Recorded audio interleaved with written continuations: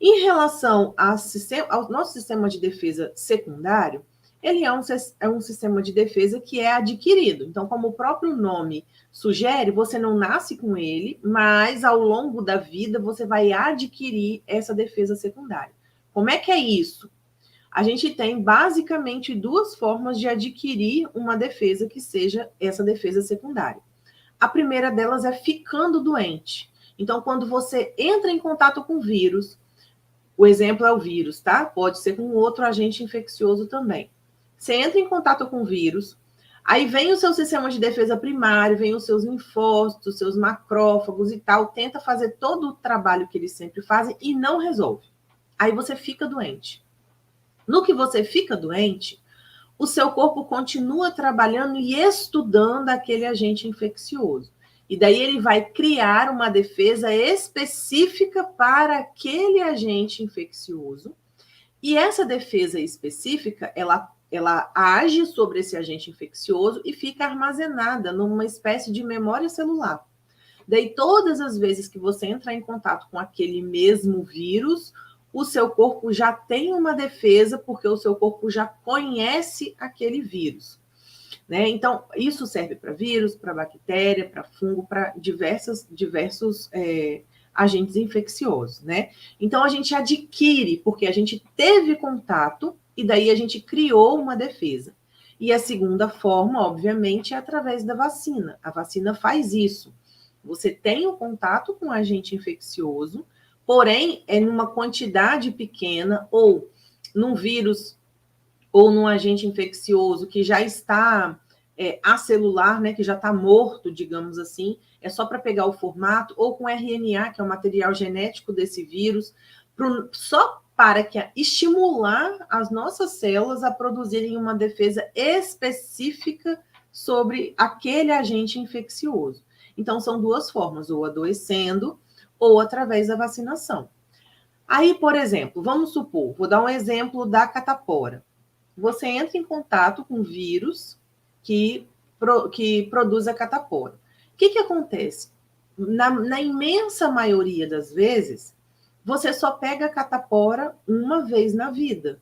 Por quê? Porque o seu organismo conheceu aquele agente infeccioso, criou defesas contra ele e armazenou na memória celular. Então, quando você entrar em contato de novo com aquele vírus, o seu corpo combate muito antes da doença se manifestar.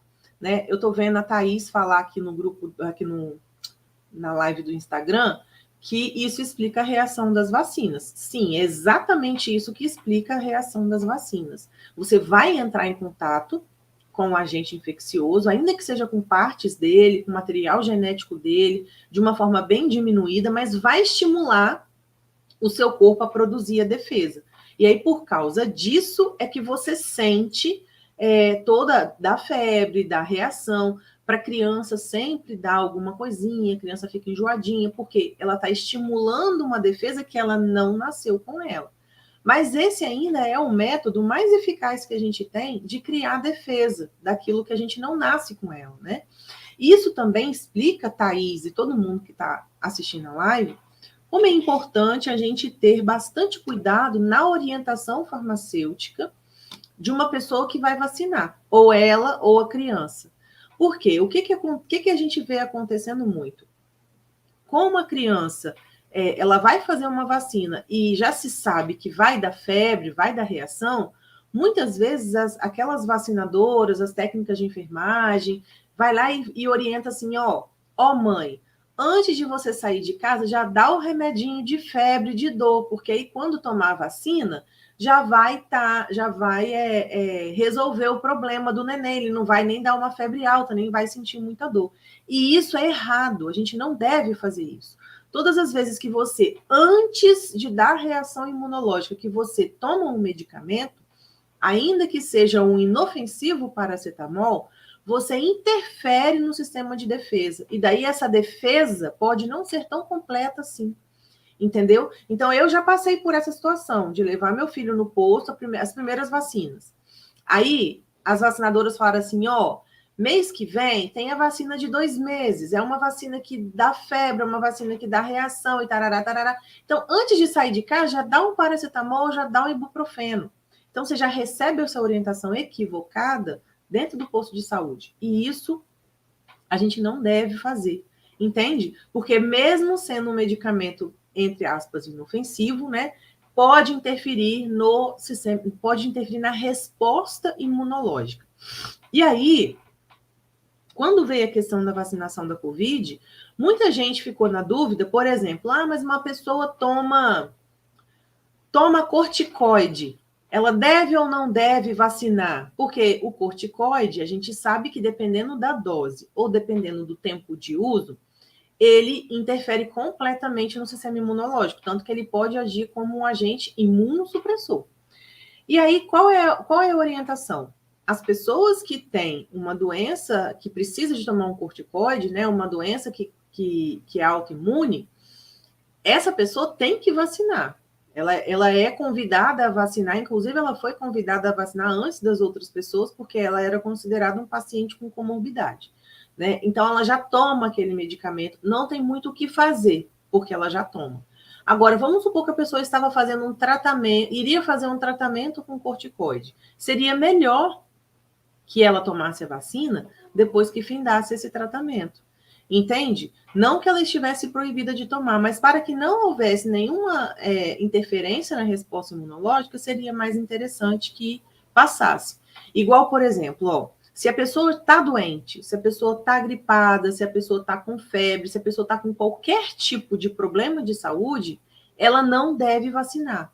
Por quê? Porque quando a pessoa vai vacinar, vai mexer com o sistema imunológico dela. Então, se ela já estiver doente, se ela já estiver com o sistema imunológico dela comprometido, ela corre um risco de ter uma reação ainda maior e corre o risco, inclusive, de adoecer.